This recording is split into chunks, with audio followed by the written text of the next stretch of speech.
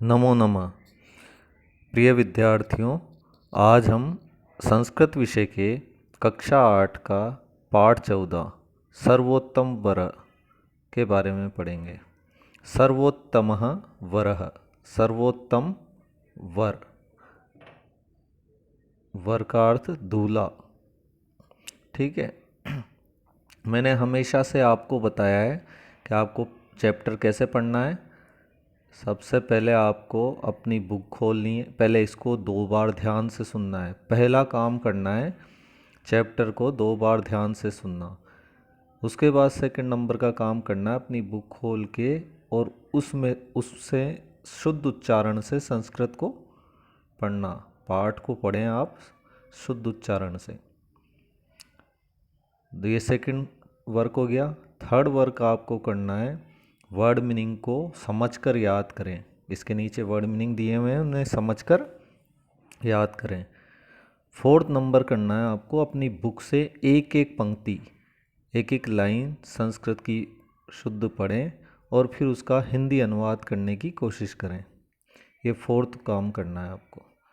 जब आपको पूरा चैप्टर कंप्लीट कर लें, सबका हिंदी अनुवाद कर लें, तब फिफ्थ वर्क करना है आपको सारे क्वेश्चन आंसर जो इसमें क्वेश्चन दिए हुए हैं उनको समझ समझ के अपनी संस्कृत की बुक में पेंसिल से उनके आंसर भरें अपने दिमाग से। ठीक है। फिर उसके बाद इसमें लास्ट में अंत में चैप्टर में आपको आंसर की दी हुई है उत्तरमाला। उत्तरमाला से आपको आंसर चेक करने हैं। ये फिफ्थ सिक्स वर्क करना है। चेक करके जब चेक हो जाएं, जो गलत हैं उनको सही कर लें। फिर अंत में लास्ट का वर्क है उसे याद करें, प्रश्न उत्तरों को याद करें। ऐसे करके आपका पूरा चैप्टर कंप्लीट होता है। इसी प्रोसेस से करने से ही आपको पूरा फ़ायदा मिलेगा। ठीक है। इस तरह से हमें पढ़ना है। तो हम चैप्टर 14 सर्वोत्तम वर को पढ़ते हैं।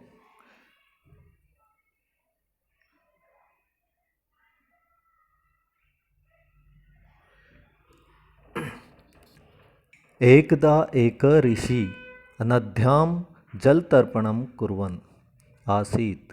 एकदा, एकदा यानी एक बार, एक ऋषि नद्यां यानी नदी में जल तर्पण कर रहा था या कर रहे थे। एक बार एक ऋषि नदी में जल तर्पण कर रहे थे। तदा एकः खग आकाशे उड्यते स्म। तदा यानी तब, एक खग यानी पक्षी, आकाशे आकाश में, यहाँ सप्तमी एक वचन का प्रयोग हुआ है।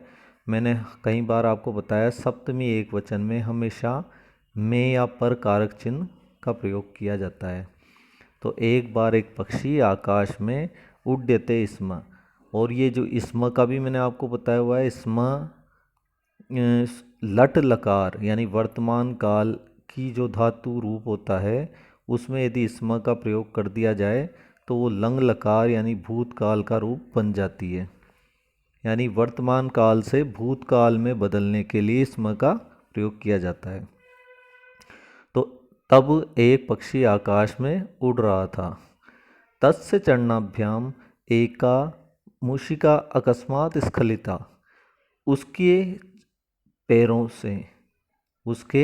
पैरों से एक मूषिका यानी चुईया, अकस्मात यानी अचानक, स्खलिता यानी फिसली, छूट गई उससे, उसके पंजों से, पैरों से एक चुईया अचानक छूट गई या फिसल गई। सा तस्य ऋषे हस्तयो अपतत। वह उस ऋषि के हाथ में गिर गई। वो चुईया कहाँ आके गिरी? उस ऋषि के हाथ में। ऋषि हाथ सामने फैलाकर और जल तर्पण कर रहे थे तो उनके हाथ में आकर गिर गई। दयालु ऋषि योग बलेन ताम मूषिकाम बालिका रूपेण परिवर्तितवान। दयालु ऋषि योग बल से उस मूषिका को बालिका रूप में बदल दिया। दयालु ऋषि ने क्या किया? अपने योग बल से उस चुईया को बालिका रूप में बदल दिया।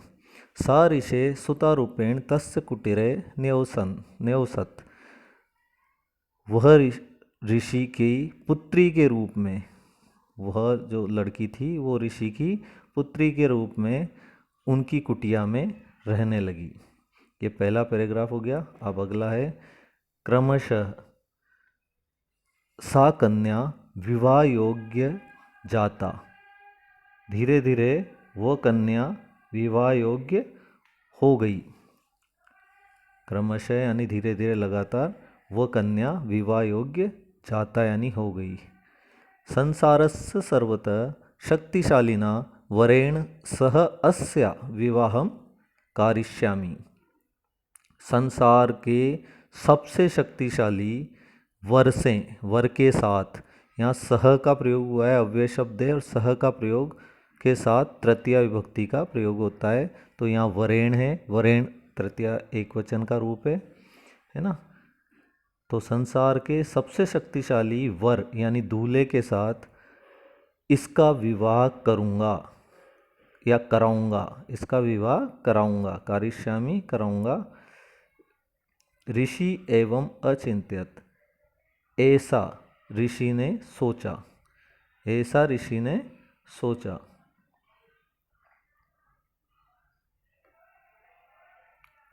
अगला पैराग्राफ है ताम सुतामादाय ऋषि सूर्यम निक्षा अगच्छत। ताम उस लड़की को, पुत्री को, आदाय यानी लेकर, सूर्य ऋषि सूर्य के निक्षा का मतलब निकट, समीप, अगच्छत गए, मतलब वो उसको सबसे शक्तिशाली व्यक्ति से विवाह कराना चाहते थे, इसलिए वो कहाँ गए, उसको लेकर सूर्य, क्योंकि वो सूर्य को सबसे शक्तिशाली मान रहे थे, तो वो कहाँ गए, सूर्य के पास गए। स सूर्यम प्रार्थयत, उन्होंने सूर्य से प्रार्थना की, हे सूर्य, भवान संसारे सर्वतः तेजस्वी शक्तिमान चास्ति। आप, भवान यानी आप, भवत शब्द का रूप है ना, प्रथमा एक वचन, भवान यानी आप पुल्लिंग शब्द रूप है। संसार में सबसे, सर्वतः यानी सबसे, तेजस्वी और शक्तिमान हो, चास्ति कर संधि विच्छेद होगा, च धन अस्ति, यानी और आप तेजस्वी और शक्तिमान हो। मम कन्यायाः पाणिग्रहणम करोतु, मेरी कन्या का पाणी ग्रहण यानी विवाह, मेरी कन्या से विवाह करें। सूर्यो अवदत्, उन्होंने सूर्य से क्या कहा, भाई आप सबसे शक्तिशाली हो इसलिए मेरी कन्या से विवाह करो। तो सूर्य अवदत् यानी बोले, नाहम सर्वतः शक्तिमान, मैं सबसे अधिक शक्तिशाली नहीं हूँ। नाहम, न धन अहम यानी नहीं, अहम यानी मैं। कृष्ण मेघ मत्तः, अधिकम शक्तिशाली, काले बादल, कृष्ण यानी काले, मेघ यानी बादल, मत्त यानी मुझसे, अधिकम शक्तिशाली, अधिक शक्तिशाली हैं। सूर्य ने क्या कहा कि मैं सबसे शक्तिशाली नहीं हूँ, मेरे से अधिक शक्तिशाली कौन है, काले बादल हैं। सह मम प्रकाशम छादितुम समर्थ, वह मेरे प्रकाश को, वह मेरे प्रकाश को छादितुम मतलब काटने में समर्थ है, वो मेरे प्रकाश को छेदने में समर्थ है। ततः ऋषि मेघम प्रार्थयत, उसके बाद ऋषि न, छादितुम का अर्थ है समम प्रकाशम छादितुम समर्थ, वो मेरे प्रकाश को ढकने में, छादितुम यानी ढकने में समर्थ है, मतलब वो काले बादल क्या कर देते हैं, सूर्य के प्रकाश को भी ढक देते हैं। ततः ऋषि मेघम प्रार्थयत, उसके बाद ऋषि ने कहाँ गए, वो बादल के पास गए, तो बादल से प्रार्थना की। मेघो अवदत्, बादल बोला, अहम सूर्यात अधिकम शक्तिशाली अस्मि, मैं सूर्य से तो अधिक शक्तिशाली हूँ, परंतु दक्षिण पवन मदपि अधिकम शक्तिमान, परंतु जो दक्षिण से आने वाली हवाएं हैं, पवन है, वो मुझसे भी अधिक शक्तिशाली है। स माम तृणमीव दूरम क्षिपति, वह मुझे तृणमीव तिनके के समान, तृणम धन इव तिनके के समान दूर फेंक देती है। वो मुझे क्या करती है, वो हवाएं तिनके के समान बादलों को उड़ा देती है ना, तिनके के समान दूर फेंक देती है। ऋषि ही दक्षिणम पवनम प्रार्थितवान, ऋषि ने दक्षिण पवन से प्रार्थना किया। वो कहाँ चल गया ऋषि, दक्षिण पवन के पास चल गए। पवनो अवदत, पवन बोली, हवा बोली, अहम मेघात बलवत्तरः, मैं बादलों से अधिक बलवान हूँ, मैं बादल से अधिक बलवान हूँ। अब यहाँ बलवत्तरः, इसमें तरप प्रत्यय लगा हुआ है, लास्ट में तर आ रहा है ना, तो तरप प्रत्यय लगा हुआ है। तरप प्रत्यय किसमें लगता है, कोई दो वस्तुओं में या लोगों में तुलना करने के लिए। तो यहाँ बादल और पवन की तुलना हो रही है, इसलिए यहाँ पर तरप प्रत्यय लगा है। तो मैं बादल से अधिक बलवान हूँ, परंतु पर्वतराज मद्यपि अधिकम शक्तिशाली, लेकिन पर्वतराज जो है, पर्वतों का राजा कौन है, हिमालय, पर्वतों का राजा हिमालय मुझसे भी अधिक शक्तिशाली है। स मम गतिम अवरोधुम समर्थ, वो मेरी गति को, वो मेरी गति को रोकने में समर्थ है, स्पीड। अगला पैराग्राफ है, ततः ऋषि पर्वतराजम हिमालयम प्रार्थयत, उसके बाद ऋषि पर्वतराज हिमालय के से प्रार्थना करते हैं। अब वो किसके पास चल जाते हैं, हिमालय के पास। तो पर्वतराज अवदत, पर्वतराज भी कहते हैं, क्या कहते हैं, अहम पवनात अधिकम शक्तिशाली, मैं हवा से तो अधिक शक्तिशाली हूँ, परंतु नाहम सर्वोत्तम, लेकिन मैं सर्वोत्तम नहीं हूँ, सबसे उत्तम नहीं हूँ। मूषकाणाम राजा मत अधिकम शक्तिमान, चूहों का जो राजा है वो मुझसे भी अधिक शक्तिमान है। देखो एक के बाद एक बोले जा रहे हैं कि हम शक्तिशाली नहीं हैं, हमसे ज़्यादा ये है। तो अब लास्ट में कहाँ पर आ गई, चूहों के राजा के पास। स मम शरीरम खनति, वह मेरे शरीर को खोद देता है। कौन, चूहा। चूहा क्या करता है, पहाड़ों में भी बिल बना देते हैं ना, तो हिमालय क्या कह रहे हैं, वो मेरे शरीर को खोदता है। सो अतीव चतुर युवा चास्ति, वह बहुत, सह धन अतीव, सह यानी वह, अतीव यानी बहुत, चतुर और युवा है। अहम तु वृद्ध स्थूल चास्मि, मैं तो, तू का मतलब तो अव्यय शब्द है, मैं तो बूढ़ा और स्थूल हूँ, स्थिर यानी। अगला पैराग्राफ, ऋषि ताम कन्याम आदाय मूषक राजस्य निकटम अगच्छत, निकटम गच्छत, ऋषि उस कन्या को लेकर चूहों के राजा के निकट गए। तम प्रार्थ्यच, और प्रार्थना की, और उससे प्रार्थना की, तम यानी उससे। मूषक राजो अवदत, चूहों का राजा बोला, अवश्यमेव अहम पर्वतेभ्य शक्तिशाली, अवश्य ही एव, अवश्यम धन एव, अवश्य ही, अहम यानी मैं, पर्वतों से शक्तिशाली हूँ। अहम भवत कन्याया पाणी ग्रहणम करिष्यामि, उसने ये तो कह दिया कि मैं शक्तिशाली हूँ, और मैं भवता यानी आपकी कन्या से पाणी ग्रहणम यानी विवाह, करिष्यामि यानी करूँगा। परंतु उसको भी डाउट हो जाता है, तो डाउट हो जाता है, तो परंतु ये डैश डैश डैश लग रहा है, इसका मतलब वो सोच में पड़ गया। कौन, चूहों का राजा। तो जब वो सोच में पड़ा तो फिर ऋषि बोले उससे, क्या बोले, भवान मूषक ऐशा मानुषी कन्या, आप चूहे हो और यह मनुष्य की कन्या है। अतः भवान चिंताम करोति, इसलिए आप चिंता कर रहे हो। ऋषि ने क्या कहा उनसे, चूहे के राजा से, कि आप तो चूहे हो और ये मनुष्य की कन्या है, इसलिए आप चिंता कर रहे हो क्या?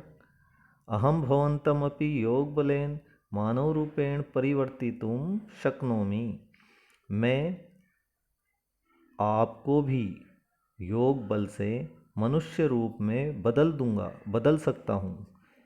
ऋषि ने क्या कहा कि आप चिंता मत करो, मैं आपको भी अपने योग के बल से मनुष्य के रूप में इसको बदल दूंगा। इति ऋषिर वदत, ऐसा ऋषि ने बोला। अगला पैराग्राफ, नहीं, कौन बोला है? चूहों का राजा। अहम मूषक रूपेण सम्यक एवास्मि, मैं चूहे के रूप में ही ठीक हूँ। सम्यक का मतलब ठीक, ठीक है, मैं चूहे के रूप में ही ठीक हूँ। हम अस्मात् पर्वतादपि दपि अधिकम चतुर युवा कार्यक्षम शक्तिशाली चास्मि, मैं इस पर्वत से भी अधिक चतुर युवा और कार्य में सक्षम शक्तिशाली हूँ। अतः स्वमूषक रूपम परिवर्तितुम नेच्छामि, अतः अपने चूहे के रूप को बदलने की इच्छा नहीं रखता हूँ। यानी मैं उस पर्वत से भी ज़्यादा चतुर हूँ, युवा हूँ, कार्य में सक्षम हूँ और शक्तिशाली हूँ, तो मैं क्यों बदलूँगा अपना रूप? तो मैं अपने रूप को बदलने की इच्छा नहीं रखता हूँ। परंतु भवत कन्याया कृते मम प्रासाद अतीव शूद्र अस्ति, परंतु आपकी जो ये कन्या है, कृते का अर्थ के लिए, आपकी कन्या के लिए मम प्रासाद यानी मेरा जो महल है, यानी बिल, उसका महल क्या है? चूहे का महल, उसका बिल अतीव शुद्र, बहुत अधिक शुद्र यानी छोटा, अस्ति है, परंतु आपकी कन्या के लिए मेरा महल बहुत छोटा है। ब्रैकेट में महल की डेफिनेशन है, भूमौ बिलम एकम तस्य प्रासाद आसीत, भूमि में, जमीन में एक बिल उसका महल था। सा अत्र कथम स्थिति अहम चिंतयामि, वह यहाँ कैसे रहेगी? कथम यानी कैसे, स्थिति यानी रहेगी, अहम चिंतयामि मैं ऐसा चिंतन करता हूँ या सोचता हूँ। नात्र चिंता करनिया, यहाँ आप ये चिंता नहीं करनी चाहिए। ऋषि अकथ्यत, ऋषि बोले आपको यहाँ ये चिंता नहीं करनी चाहिए। क्यों नहीं करनी चाहिए? और ऋषि क्या बता रहे हैं? ऋषि योग बलेन ताम कन्यायाम पुनः मूषिकाम अकरोत, ऋषि ने योग बल से उस कन्या को पुनः चुईया के रूप में बदल दिया, चुईया के रूप में कर दिया। यानी वो शुरुआत में चुईया थी, फिर ऋषि ने उसको एक लड़की का रूप दे दिया और बाद में अंत में वापस मूषक राज से विवाह करने के लिए उसको वापस चुईया के रूप में बदल दिया। तेन सर्वोत्तमेन वरेण मूषक राजेन सह तस्या विवाहो अभवत, उस सर्वोत्तम वर के साथ मूषक राज के साथ उसका विवाह हो गया। ये पंचतंत्र की कहानी है जिसको विष्णु शर्मा द्वारा लिखा गया है। ठीक है, इसके बाद आपका ये शब्दार्थ आ जाते हैं। शब्दार्थ का मैंने बताया हुआ है कि आप शब्दार्थ में क्या करना है, पहले शब्दार्थ को समझना है और उसको याद करना है। ये कुछ संधि विच्छेद है, इनको भी समझ लें। ठीक है, और कुछ ये समास दिए हुए हैं जिसमें समस्त पद और विग्रह दोनों दिए हुए हैं। ठीक है, एक इसमें तुमुन प्रत्यय दिया हुआ है। इस तुमुन प्रत्यय प्रत्यय कहाँ लगते हैं? हमेशा किसी भी शब्द या धातु के अंत में, और ये अंत में तुम शेष रहता है इसका। इसमें दिया हुआ है निमित्त अर्थ में, निमित्त का अर्थ है के लिए या को, के लिए के अर्थ में इसका प्रयोग होता है। और धातु में तुमुन प्रत्यय का प्रयोग जब अंत में होता है तो उसमें तुम शेष रहता है। जैसे उदाहरण दिया हुआ है खाद धन तुमुन, तो तुमुन का तुम बच जाएगा और खादी तुम बन जाएगा। ठीक है, अब इस खादितुम को हम किसी भी वाक्य में प्रयोग कर सकते हैं, जैसे इसमें नीचे दिया हुआ है मोहन खादितुम इच्छति, मोहन खाना चाहता है। ठीक है, ये तुमुन प्रत्यय, कुछ तुमुन प्रत्यय के उदाहरण दिए हुए हैं यहाँ, धातु और उससे क्या शब्द बने वो दिए हुए हैं। अब इसके बाद आपका आया प्रश्न उत्तर। पहला संस्कृत में उत्तर दें। इसमें आपको हर बार बताया हुआ है कि पूरा प्रश्न ही होता है, केवल एक शब्द हमें हटाना होता है और उसकी जगह उसका आंसर लिखना होता है। जैसे पहले में किम हटाना है और उसका आंसर वहाँ पे लिखना है, दूसरे में कह हटाना है, तीसरे में कम, चौथे में केन और पांचवें में क। इसके बाद दूसरा प्रश्न है कि पीछे जो आपको शब्द दिए हुए हैं उसकी उचित विभक्ति लगाकर इस रिक्त स्थान में भरना है। ठीक है, तीसरा अभी अपन ने पढ़ा था, तुमुन प्रत्यय जोड़कर पद बनाना है। मतलब ये धातुएं दी हुई है, इसके साथ तुमुन प्रत्यय यदि हम जोड़ेंगे तो क्या बनेगा वो हमें लिखना है। और इसमें वाक्य भी बनाना है, तो वाक्य चाहे आप HW की कॉपी में इसको नहीं, ये केवल बुक में ही बनाएं। HW कॉपी में तो केवल आप पहला तुमुन प्रत्यय जोड़कर पद ही बनाना है आपको। क्वेश्चन नंबर 4, निम्नलिखित कथनों के वक्ता कौन कौन है। मतलब ये लाइनें किसने बोली ये हमें बतानी है। तो हम जब इसको पढ़ेंगे अपने आप हमें समझ में आ जाएगा। जैसे पहला है, पर्वतराज मदपि अधिकम शक्तिशाली, पर्वतराज मुझसे भी अधिक शक्तिशाली है। पर्वतराज जो हिमालय है वो मुझसे भी अधिक शक्तिशाली है। अब ये कौन ने बोला, ये बोला था दक्षिण पवन ने, दक्षिण पवन ये आंसर है इसका। क्योंकि क्यों बोला था उन्होंने, क्योंकि वो हवा को भी रोक देता है। अपने आप हम पढ़ेंगे समझ में आ जाएगा। क्वेश्चन नंबर 5 है, ये आपको संस्कृत की कॉपी में नहीं करना है, ये केवल आपको अपनी रफ कॉपी में प्रैक्टिस करना है। मेघ पर 5 संस्कृत वाक्य लिखें। मेघ यानी बादल, बादल पर हमें 5 संस्कृत की लाइनें लिखनी है। ये रफ कॉपी में आप प्रैक्टिस करें फिर, ठीक है, फिर इसको चेक कर लें। क्वेश्चन नंबर 6, ये भी आपको बुक में ही भरना है, इसे कॉपी में नहीं करना है। इसे बुक में भर लें और फिर आंसर की से उत्तरमाला से चेक कर लें।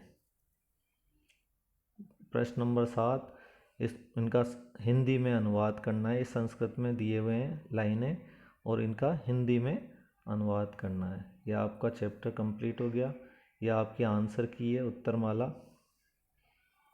ठीक है, ये उत्तरमाला से आप फिर अंत में जब पूरा संस्कृत की बुक में आप पेंसिल से भर लें तब इससे चेक करना है, गलत जाए उसको सही करना है और फिर अंत में संस्कृत की कॉपी में करके याद करना है। ठीक है, तब जाके आपका चैप्टर कंप्लीट माना जाएगा। और जो मैंने मना किया है वो संस्कृत की कॉपी में नहीं करना है, वो केवल बुक में ही करना है। इस बात का आप स्पेशल ध्यान रखें। जो आपको नहीं करना है कॉपी में, वो कॉपी में नहीं करें, केवल बुक में ही करें और उसको चेक करें। धन्यवाद।